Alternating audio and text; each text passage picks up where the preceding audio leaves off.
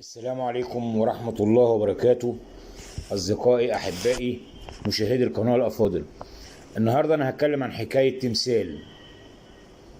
إيه هو يعني جبت الديب من ديله؟ كلنا بنترددها وبنسمعها. طب إيه حكايته؟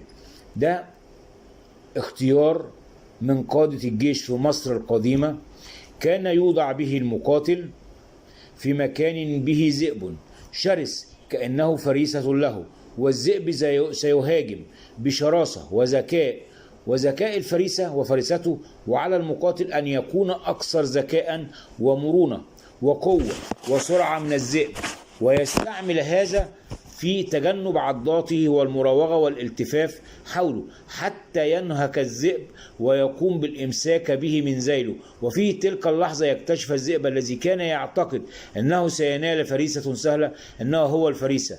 ومن هذا الاختبار جاءت المقولة المصرية الشهيرة عبر العصور: جاب الديب من ديله، والتي تدل على ذكاء وقوة وشجاعة الشخصية أو الشخص أو المحارب أو المقاتل الذي تم اختباره في هذا.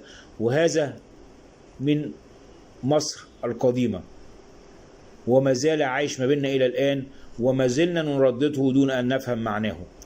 السلام عليكم ورحمة الله وبركاته. خالد محرم. السلام عليكم ورحمة الله وبركاته. أصدقائي أحبائي مشاهدي القناة الأفاضل، النهاردة أنا هتكلم عن حكاية تمثال.